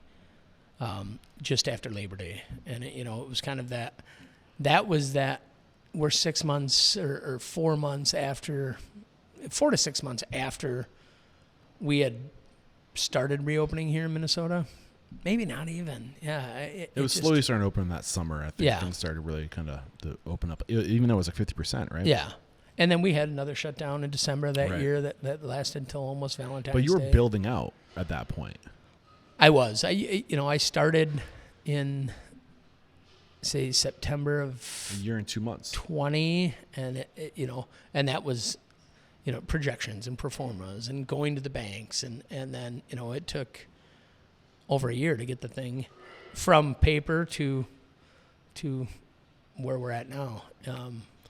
So back to this question around pro formas. What was if there's one area that it's an oversight, that was an oversight for you that you can kind of give people a heads up on? Labor, 100%. Labor and cost of goods, and they're the two biggest. Obviously, they say if you can manage those, the rest kind of falls in. And right. You're doing 52% right now, which is, they say that you want to get it below 60. Yeah. So you got 8 points below the and 60 average. Used to be so good. Like, right. That was always my target. 62, 60 was so good. And money's expensive to borrow now. Rents are more expensive. Labor is astronomical. I remember what I was making as an executive chef, even at, say, Coup d'etat, compared to what I pay my guys now. And I think it's very important, and I want to offer as much as I can possibly pay these. I've got 90 staff here, and I want them all to make $1 million a year. Right. If there was a way I could do that. So before we get to like where you are today, right? Because we have 2 years to cover real quick, and I want to go back to the opening, right? Money in the bank. First, what was the first 6 months like? Was it gangbusters out of the gates? Gangbusters. It was the roaring 20s. Yeah. And it was, I think a lot of people experienced that in the biz. Those that I guess took that leap of faith when I did, I mean, we America, I think, wow, they're hungry. Gained 40,000 real estate agents during the pandemic, and it was all these restaurant employees jumping ship because, the looking at the future at that point, everything was scary. And, how am I ever going to go back into that? And is there ever going to be a future in that? And now I'm at that crux where I can make this thing that I've been, I don't want to bartend forever. I don't want to serve forever. And so many people left. I think we've gotten a lot of them back. Yeah. Maybe not all the ones we wanted, but Why do you think they're coming back? I think that, I don't know. It's like, I think we're paying more for starters. we are. That, like, you can't argue that. Cost of goods or labor expenses have gone up for owners, but I don't know prices have gone up. And I think that this is one thing that I like to talk about is like, I think we need to really, I actually was talking to Peter Campbell yesterday, and we're talking off air. And I actually did not know this, that it's illegal for restaurant owners to talk about what they're going to charge. It's like, it's considered like, what's the word? Like when you collusion is the word I think you used. Really? That like restaurant owners aren't allowed to talk with other restaurant owners about how they're going to increase prices because it's collusion. I don't think I'm oversharing. I hope I'm not oversharing. No, but like, I'm just like, how is that a thing? Yeah. How can you discourage restaurant owners to communicate with each other to figure out what it takes to survive? Yeah. And that's like, it's not about screwing the consumer over. It's like, what do we need to take care of our people? Yeah. Is the conversation. I want to make sure I'm paying in the top 3% of what dishwashers make. When he said that, I was like, is that true? Sorry, I cut you short. And what? I want to make sure that my service staff is making in the top 3% of, I want to make sure that these people are taken care of. And I'm sorry, but unapologetically charge the guest what it takes to get to that end. And I've got to, in my mind, I want all my cooks to make over $50,000 a year. Is it illegal for me to be talking to you about this right now? I don't think so. Like, am I not allowed to ask you how? I've never heard that. So, because my whole message is talk to people. Yeah. Like, it doesn't have to be public. I on this ask platform. everybody that I know, hey, what are you paying your cooks? Like other restaurateurs and chefs, like, what's your median over there? Like, I think minimum wage is the worst thing ever because it gives people permission to be shitholes to their employees. Like, that you can pay them this little. Yeah. That's okay. No, it's not. Yeah. Minneapolis is 300 feet that way. Let the gig economy take the people who don't like. We are 300 feet. Let's rise above the gig economy. From Minneapolis, we are in Edina here. Yeah. That first tier suburb. That's Minneapolis is where you parked your car, and we are Edina right now. Minneapolis is a mandatory minimum wage of $15-13 an hour or something, and over here it's still like $10.65 or some like arbitrary bullshit number. Right. I'm like, there's no way. I'm going to pay at least what Minneapolis is paying for front of the house staff. Yeah. Plus their gratuities and tips. And back of the house, I don't have anybody in this kitchen that makes less than $20 an hour. Probably 2 people that make less than $22 an hour. We get about 20 minutes left together. Yeah. I want to make sure that we spend the next 20 minutes talking about the ways you think you can add the most value to our listeners. What haven't we discussed in terms of what you're doing here, lessons, learn the hard way, things you're doing right that has made what you're doing here at St. Paul's Dinner Club like a success? Yeah. Sorry, Supper Club. Sorry. St. Paul's, too. What did I say? St. Paul's again? Mr. Paul. Mr. Paul's. Minneapolis, St. Paul. It's also. I'm destroying this, right? Mr. Paul's Supper Club. Thank you, my man. I guess things I've learned. You have to keep in mind there's a lot of restaurants that run through my head. 10 of these a week. Things I've learned is I've learned a ton about myself. I've learned about sacrifice and when it's good and when it's bad and taking time for me and my wife and the kids and, my family and not going to get too emotional again, but I lost my mom. I'm sorry. While I was working in Charleston, South Carolina, opening Butcher and the Boar down there. And I didn't make enough time. It wasn't, it'll always haunt me, if you will, because I was giving everything to this restaurant with the caveat of the next one. The next one was I was going to have a partnership, and the next one I was going to have a partnership, and I kept opening these restaurants, and it was Butcher and the Boar in Minneapolis, and it was Four Bells, and it was Butcher and the Boar down in Charleston, and I gave a year and a half of my life down there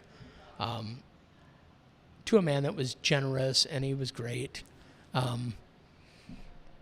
But also at the end of the day, I lost so much time with those that are really more important than any of this. Yeah. I mean, I love having every guest in here have an experience and a smile, and I'm so overwhelmed with gratitude when I see them come in and when they experience what I'm trying to deliver. But I've learned more about myself interpersonally on the dynamics of family and friends and taking time and, getting on the road and just driving and listening and feeling it. And it's so important because when I come back in this space, I'm filled up again. Yeah. And now I've got more in the tank. Don't get me wrong. I think there's definitely that balance that needs to be found between work and life.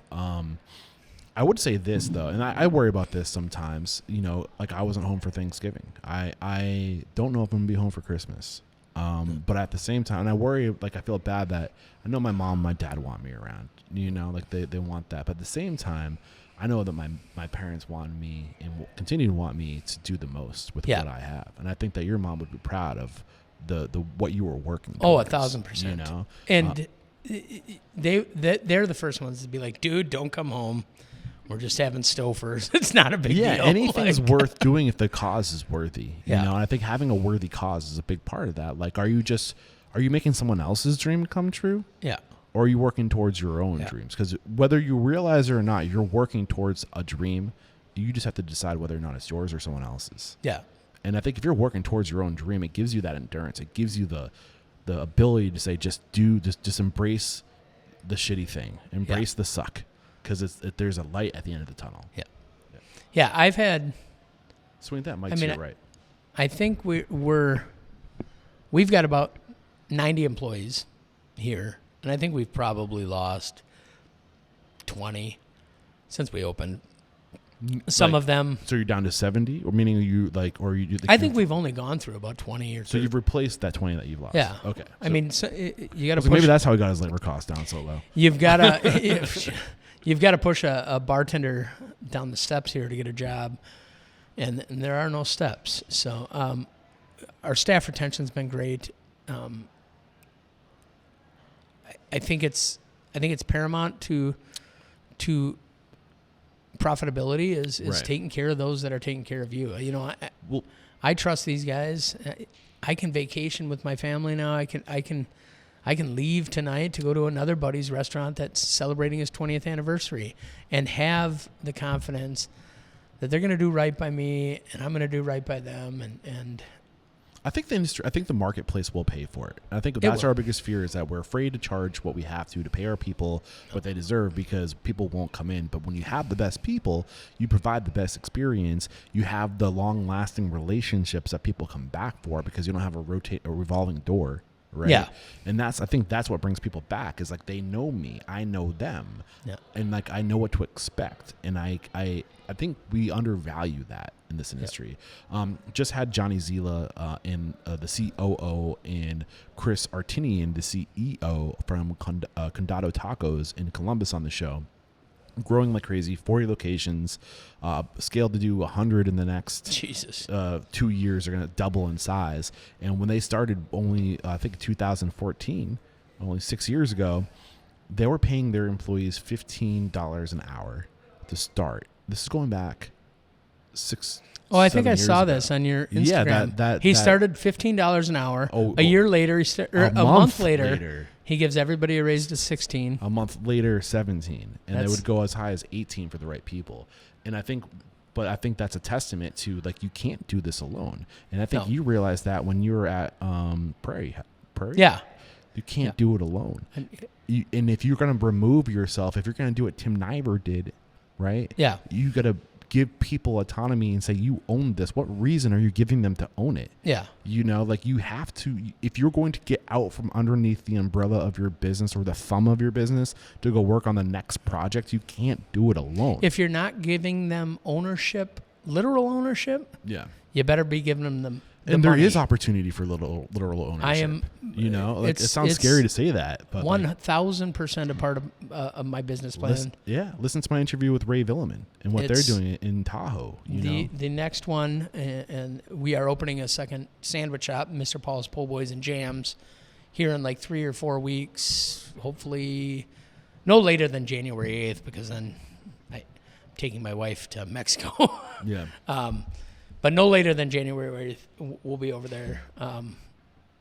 But I'm sharing ownership. I'm bringing the ownership group and the investors that are here, which are myself, my wife, Courtney Bryden, who's been great, and I know we didn't touch on her earlier, and Nick Kosovich. But Courtney runs, the systems, the front of the house, all the events. She was with me at Butcher and the Boar for over 6 years. Nick Kosovich, who goes back to the Town Talk, he was the beverage director and bar manager there. Without those guys and without those players and those pieces, there's no way I would be where I'm at. And so to say thank you to all of them moving forward. And my brothers invested some money and my dad invested some money, and I so it's like the Begnaud Brothers Investment Group hold, say, 10%, and Carrie and I own 75%. Wait, I'm happy you're mentioning her name again. Did I cut you short on that train of thought? No, go ahead. What are your lanes? If you're I'm assuming you're back of house, you're a chef, you're creative, you're so many things beyond that, I'm sure. What does she bring to the table? So Courtney is events. I mean, she does all the systems. It's from POS to... And these are your partners that you're talking about right now. To training, to a lot of the events, management, sales, marketing, and then my wife, Carrie, does... Well, she designed the restaurant, but also... She was working on it this morning when I walked up with the flowers. Every day she's doing fresh cut flowers. She's watering all the plants. She's doing... she's kind of the jack of all, but she's also the mother here that just takes care of everybody. And if... So it's you, Carrie... Courtney, and then Nick is a minority partner here. Not involved in day-to-day operations, more... Weekly, he's here a couple shifts a week, kind of helping out, but he's kind of the beverage director. So his vision is the bar,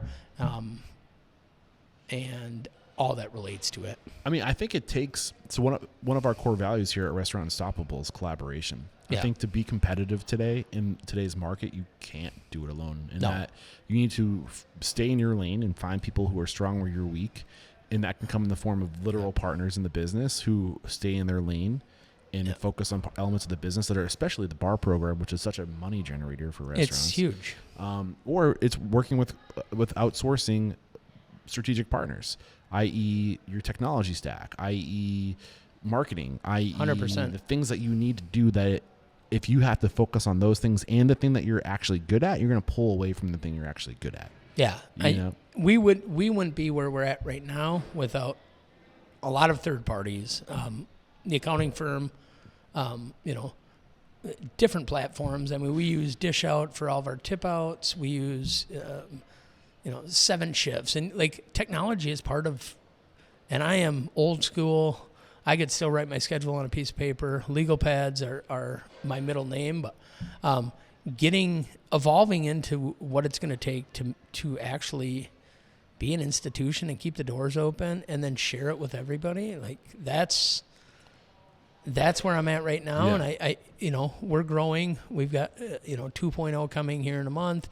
I've got another project in the works that's probably 4 or 5 months out. And 2.0 with the Po' Boy. With the Po' Boy. And then I've got a concept yet to be released, but the lease is signed. And congrats. But I don't want to jinx it, so I won't ask any more questions. That was a knock on the table. But I'll tell you, right now, all of my management team that's here, my general manager, my bar manager, my chefs, all own a part of the next one, and they'll all own a part of the next one. And as we evolve, those guys will be on in the next LLC, and then the LLC after that, they all come with. And that's how we've structured it for these next 3. And if there's expansion past that, they're all like, let's go, let's do this together. And I want everybody to be able to take their wife to Mexico or to go visit you in New Hampshire, whatever it may be.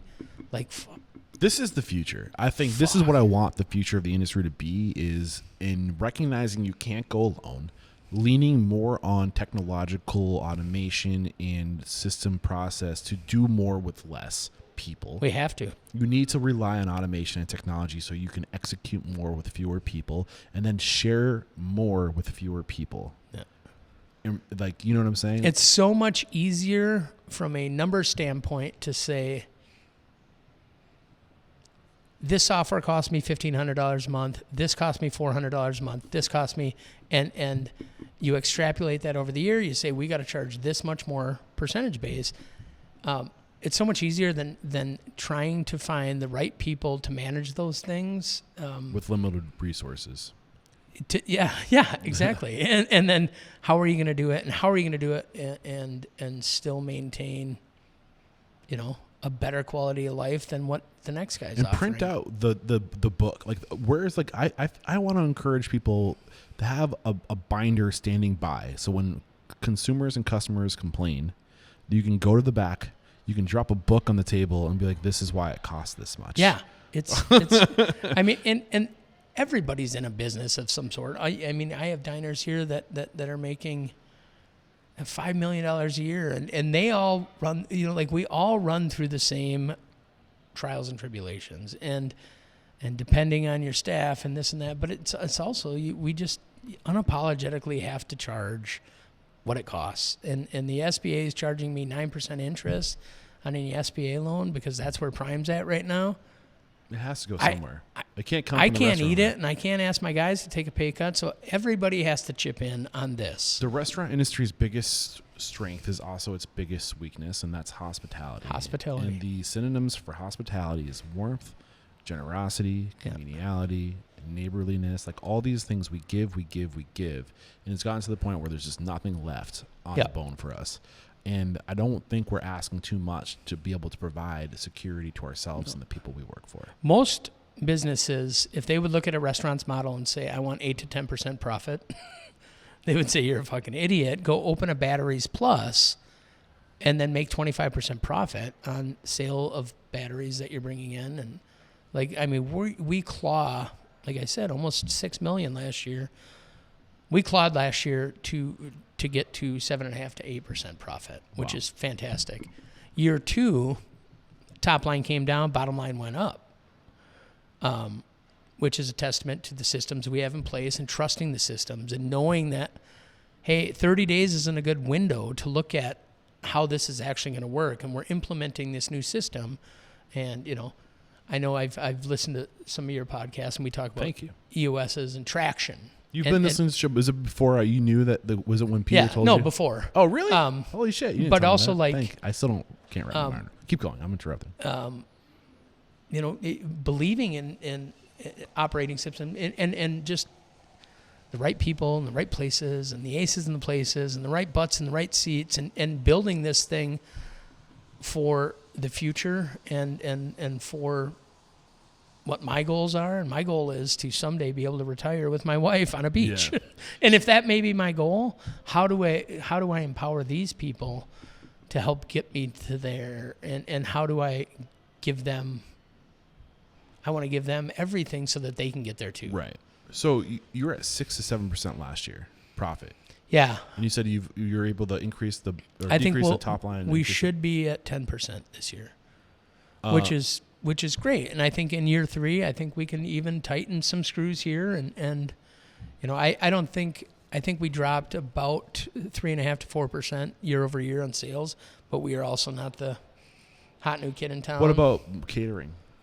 Events are doing huge. We don't do a ton of offsite catering only because I don't know if there's a market over here for it, but private events, we've seen our sales in that go up. What about quite a bit. Live events? You have the space. I'm like, because one of the things I was curious about is, like, you call yourself, you're Mr. Paul's Supper Club. Yeah. What about charging like a monthly premium to be part of a club? Where you get some special attention. It's something in the works. Make that shit happen, bro. I think I think you get great revenue. We do these, and there's so many different moving pieces here, but the Backdoor Burger Bar, which I think is got legs of its own. And that's every Friday, Saturday in the Po' Boy Shop. So the Po' Boy Shop is 11 to 3. We close that down. And then at 4 o'clock, we reopen as this whole new concept, which is just burgers. And we do little pop-up installations. It's Bob's Burgers. And it's like the SpongeBob pop-up that will run. And that Po' Boy has opportunity. That has legs. And but adding different revenue centers and adding something different that, people over here don't see and expect the unexpected here at Mr. Paul's and use your outside voices inside. I want it to be loud. I think we're intentional in our ways and then just value yourself. I think at the end of the day, know what it's going to take to make $1 and get it. I'm going to ask you a few more questions to wrap this thing 100%. up. Restaurant Unstoppable's mission is to inspire, empower, and transform the industry. How do we transform the industry intentionally? If we're where we're currently at today, what's the future look like to make it a better industry? How do we be intentional? Like, what does it need to look like? Yeah.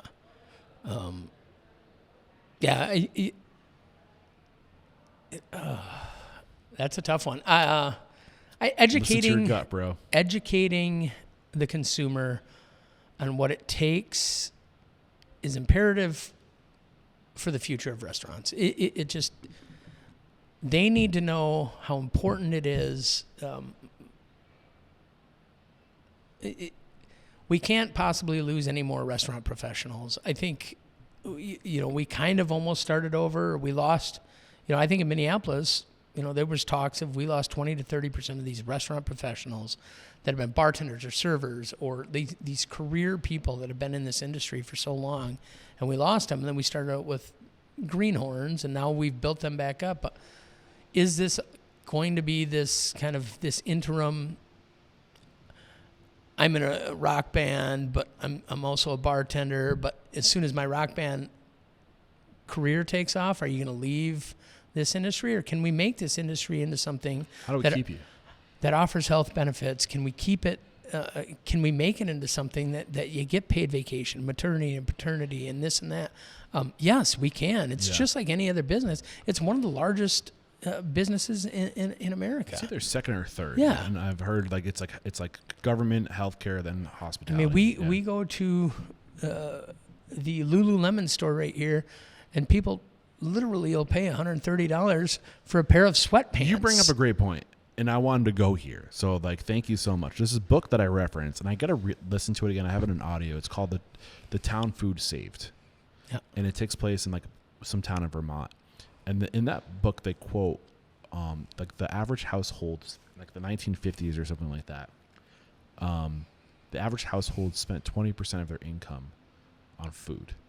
Today, it's, less than 10%. Yeah. And it's funny to put it into, relation, we're always talking about what's your prime cost, what's your percent, what's your percent for rent, what's your percent for all these different, what are you left over with? There is room for the consumer to give us some of those points. Yeah, 100%. About 10%. 100%. And it's about what we have to do is reevaluate the culture and the values in our culture. But I don't blame the consumer. No, because it's been about 70 years of turning the water up in the frog. Yeah. Because we fucked up the food system and we started cranking out $5 burgers. Yeah. And that's all the consumer knows. Yeah. If you're alive today, that's what you know. But I think that what they don't know is how much the food system has been fucked with over the past 70 years. Centralizing the food system, streamlining things. They want experience. They want, healthy food. They want heritage grain. They want organic this, organic that. They want from scratch. And that all costs It's like a shit ton of money. Yeah, and it's just like, and we should give them those things because that's what's best for it's better for carbon footprint, it's better for sustainability. Yeah. But and why doesn't the government get involved with this? Probably because it's a very profitable machine for them. Yeah, we've gotten so good at cranking out grains. You know, like it's like, do we really want to lose that revenue to like what happened? Like, I don't know from like a macroeconomic level what that looks like and why there's so much resistance.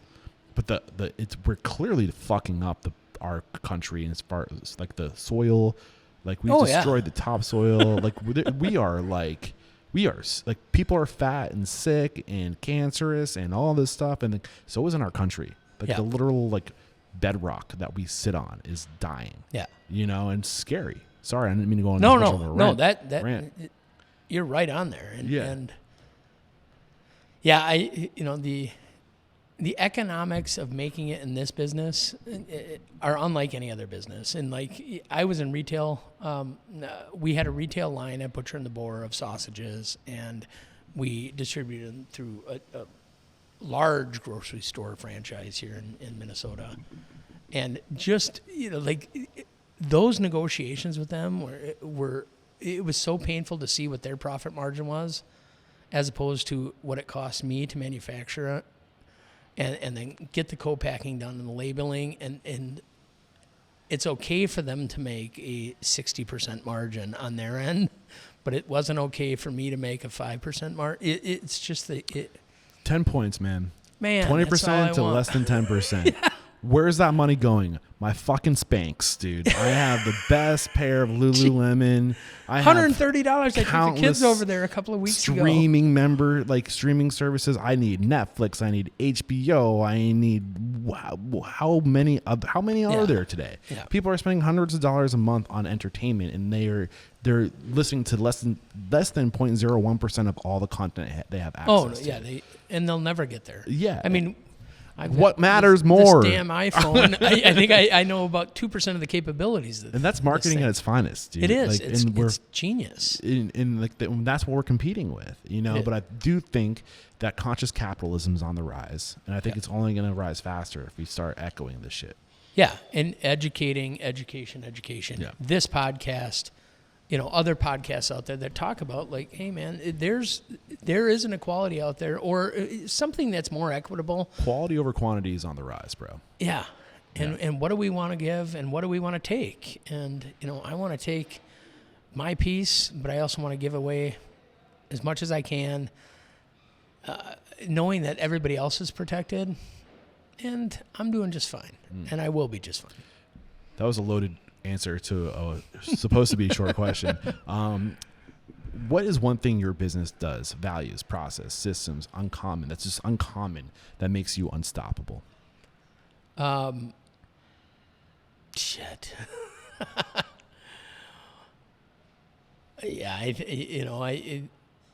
The same thing we keep talking about is empowering people. And I think I've surrounded myself with my management team is 5 women and myself, and it's fantastic. I mean, Nick and Ainsley, my bar team, are fantastic, but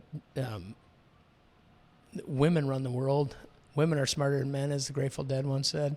And giving them kind of this place where a business that was traditionally run by men, giving them the opportunity to make some decisions that maybe I don't always agree with.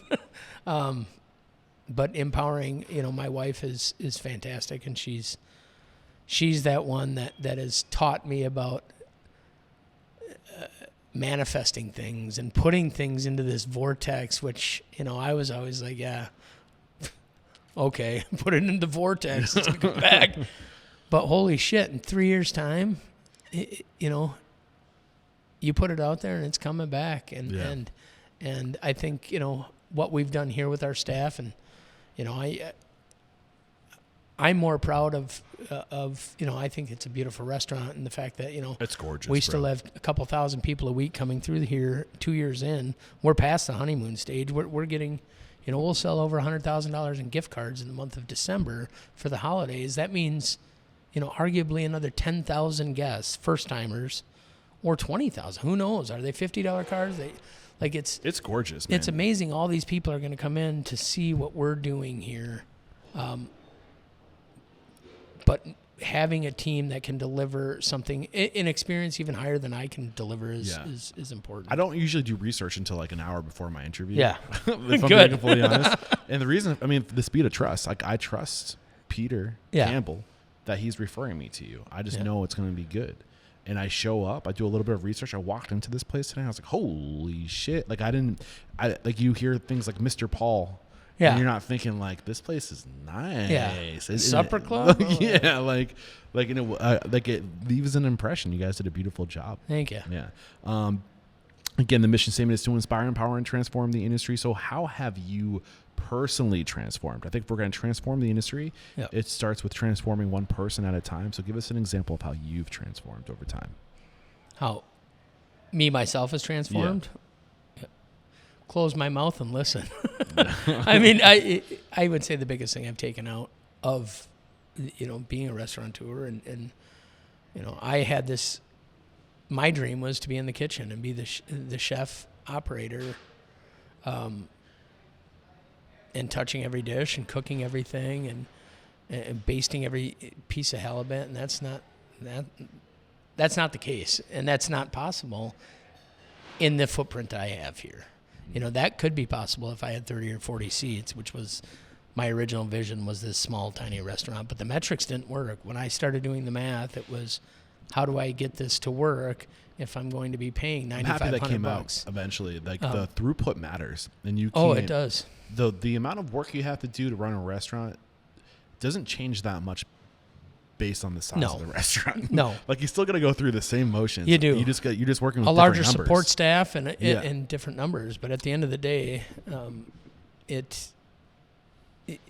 the graph says that the more people we can do, and this is a weird balance. It's a weird dance because at the same time, like you increase your footprint, that increases your operational costs, and unless you're good enough to drive traffic to it, so not everybody can pull. Oh, it's scary. Yeah, for sure. I think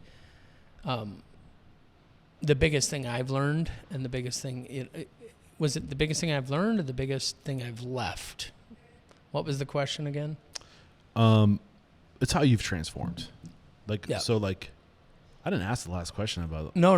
Okay. You're getting ahead of me.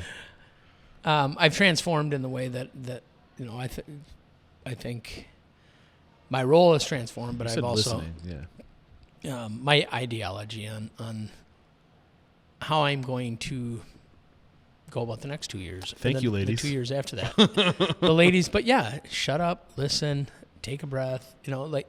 It's so important. I'm never done learning, and I want to read. I read 2-3 hours a day. I rarely watch TV, and I just keep your eyes open. And I think it starts with doing what you say you're going to do, and the second thing is never stop learning. Never. Because it has to. It's constantly changing around you, and you have to constantly get better to lift other people up. Deal with insomnia and be all right with being up at 4 a.m. and stay off the social media and just open a book. I wish that was an option. Yeah. If you got the news, this is the last question. If you got the news, you'd be leaving this world tomorrow. All the memories of you, your work in your restaurants would be lost with your departure, with the exception of 3 pieces of wisdom you could leave behind for the good of humanity and your legacy. What would those 3 pieces of wisdom be? Oof. That's a heavy one. I might have to refer to my notes. Yeah. People always break out the notes. I'm like, I'm not going to really stay exactly to that, but the last 3 questions are pretty standard. Oh, God. So I did write some notes on a few of the questions, but this was the one. And a reminder to myself more than anything, I guess in order, have fun. 1. Keep a smile. Well, have fun, keep a smile on your face, laugh till it hurts, and make those around you do the same thing. It's so important to me. What's it all for? In life? Fun. It's not worth shit. Yeah, exactly. Money can't make you happy. It can help you, but just have fun with it. You matter. I matter. We all matter. Take care of ourselves, man. I spent a lot of years burning it at both ends, and not that I regret it, but we have a finite amount of time here, and so just making sure that at the end of the day, there's no regret with the way we did it. Here's And number 3. Number 3 is... You already drank it. Are you looking for... We're going to do a cheers? No, just it's... cleaning up 2 fingers of whiskey is only as big as you make it. Could be this big. Could be this big. I just make remembered I had sure- a beer below me, too, this entire time. Like, oh, yeah. Make sure you know which 2 fingers you're using. I'll cheers to that. Cheers. And this has been a lot of fun, man. Thank you so much. And I'm so just grateful and blessed to be able to do what I do, to sit down with people like you, to share your story, to share your knowledge, to share your mentorship, to share your values. And I think really that's what I'm trying to get out of the show that's different. This is not enough to like know what to do, but it's to know why to do it. Yeah. And we got that from you, and we got the what, and we got the how too. This was a great chat. You called out some people already. This is who I have written down. If I miss anybody, please correct me. I got All Saints Kim Tong. Yep. Stephen Brown. Yep. Brent Frederick. Tim Niver, who I already have plans to connect with on Thursday of this week. But you give me reasons to come back, which I'm totally Absolutely. cool with. Ben I might wait Quam. until spring. And Charles Awad, they run a podcast here in town called Libations for Everyone. Ben and Charles from Libations for Everyone. Yeah. And their premise is like 6 cocktails, 6 questions, and it's a ton of fun. Get to drink 6 cocktails. Something like, or maybe that was just ours. I think we said 6 cocktails. So I should be like 7 cocktails. Yeah. Okay. Thank you for those referrals. And how can we connect with you? If we were inspired by today's conversation, maybe we're coming out to Minneapolis, we want to come. Yeah, see ping your me restaurant. on the socials, obviously. Chef Tommy Begnaud on Instagram, Tommy Begnaud on Facebook. But otherwise, pop in, ask for me. I'm here. I'm coming back later this week. I'm here when you all the guys are time. open. This place, look, I'm interested. Yeah. in eating some. Oh, good you're Cajun. coming in here. Yeah, I'm 100%. I can't wait. This is when I say thank you so much. Thank Chef you. Tommy. There is no questioning. You are unstoppable. Appreciate you. Cheers.